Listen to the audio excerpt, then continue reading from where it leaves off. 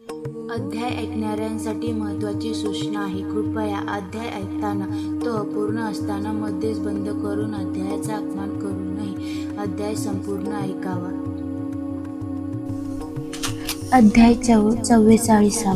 विणकरांना मल्लिकार्जुन दर्शन. विमर्शन राजांची कथा. हा अध्याय पठन केल्यास आपणास गुरुतत्व आणि शिवतत्व एकच आहे याची अनुभूती येईल. अध्याय 44. विणकरांना मल्लिकार्जुन दर्शन. विमर्शन राजांची कथा. श्री गणेशाय नमः. सिद्ध नामधारकांना म्हणाले, गाणगापुरातील एक विणकर कोष्टी दिवसातून 3 वेळा श्रीगुरूंचे दर्शन घ्यायचे, मठांगण झाडायचे आणि आपल्या कामाला जायचे.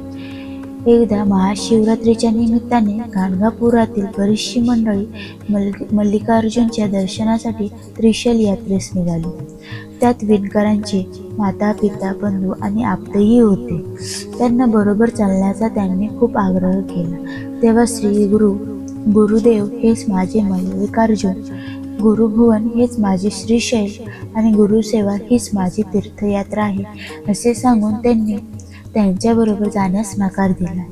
त्यांचे बोलणे त्यांना रुचले नाही. त्यांची कुचेष्टा करून ते यात्रेस निघून गेले. महाशिवरात्रीच्या दिवशी दुसऱ्या प्रहरी श्री गुरु संगमावर गेले होते. विणकरांचा उपवास होता. त्यांनी संगमावर स्नान करून श्रीगुरूंचे दर्शन घेतले. तेव्हा त्यांनी विचारले, तुम्ही यात्रेला का गेला नाही? श्रीशैल पर्वत हा फार मनोहर आहे. ते म्हणाले, स्वामी, तुमच्या चरणी सर्व तीर्थे आहेत.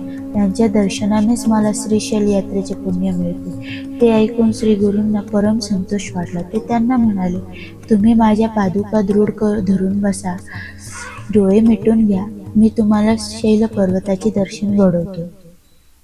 त्यांनी तसे करता श्रीगुरूंनी त्यांना मनोवेगाने पर्वतावर नेले. त्यांनी डोळे उघडले तेव्हा आपण शैल पर्वतावर पाताळगंगेच्या काठी श्री गुरूंच्या नसनीत बसलो आहोत हे पाहून त्यांना मोठे नवल वाटले.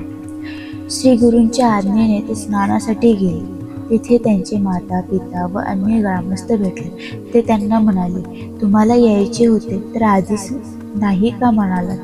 ते म्हणाले, मी गुरु समवेत आज दुसऱ्याच प्रहारास निघालो आहे. येथे येऊन मला घटकाही झाली नाही. पण कोणीही त्यांच्यावर विश्वास ठेवला नाही. ते दर्शनासाठी गाभाऱ्यात गेले. तेव्हा मल्लिकार्जुन लिंगस्थानी स्वतः श्रीगुरू बसले असून लोकांची सेवा स्वीकारत आहेत असे दृश्य दिसले. तेव्हा त्यांना खूपच आश्चर्य वाटले. पूजन करून ते गुरूंपाशी आले. त्यांना सर्व वृत्तांत सांगितलं व म्हणाले, गुरुदेव, तुम्ही स्वतः शंकर आहात, मग लोकांना ते कळत कसे नाही? ते यात्रेसाठी दूर का येतात?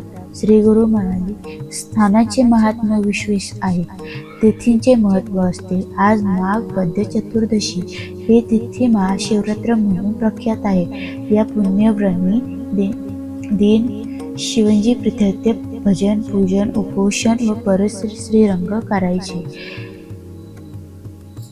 त्यांच्या राणी कुमुद्रती यांना पतींच्या परस्पर विरुद्ध स्वभावाचे नेहमी नवल वाटायचे.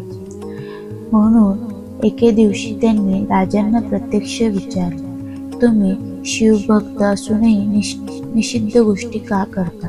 ते म्हणाले, पूर्वीजन्मी मी पंपानगरीत श्वान म्हणून जन्मलो होतो. काहीतरी खायला मिळेल या आशेने एका महाशिवरात्रीस मी शिव मंदिरापाशी घुटमळत होतो. तेव्हा लोक मला मारायला धावले. म्हणून मी प्राणभयाने मंदिराभोवती 3 प्रदक्षिणा घातल्या. मग मंदिरात प्रवेशलो. तिथे शिवपूजा पाहिली. तेवढ्यात कोणीतरी वर्मावर मारले आणि मी गतप्राण झाले.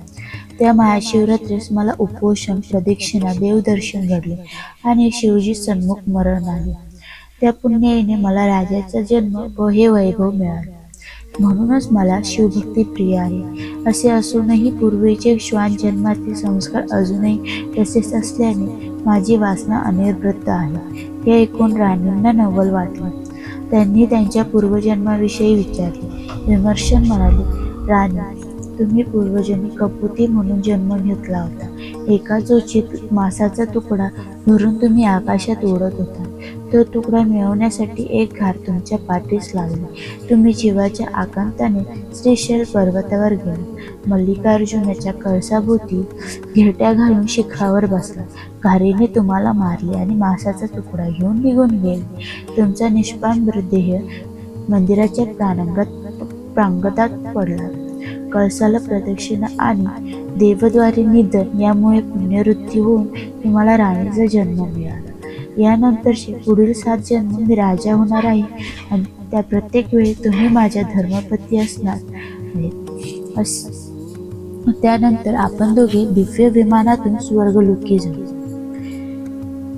हे ते ऐकून त्यांना खूप आनंद झाला. श्री गुरु वीरांकरांना म्हणाले, या कथेवरून विशिष्ट स्नानाचे व तिथीचे काय महत्त्व असते ते तुमच्या लक्षात आलेच असेल. गाणगापुरात संगमावर कल्लेश्वराचे मंदिर आहे ते मल्लिकार्जुनच आहे या भावनेने त्यांची नित्यपूजा करा. त्यानंतर श्री गुरु मनोवेगाने संगमावर आले. त्यांनी विणकरांना मठात पाठवले.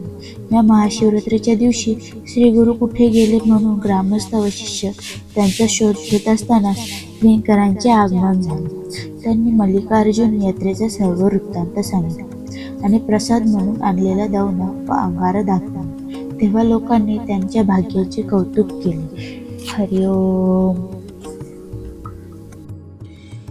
याप्रमाणे अध्याय पूर्ण झाला. तरी आपणास हा व्हिडिओ आवडल्यास यास आपण लाईक व शेअर करा, चॅनलला सबस्क्राईब करा आणि कमेंट बॉक्समध्ये अवधूत चिंतन श्री गुरुदेव दत्त महाराज की जय असे लिहा.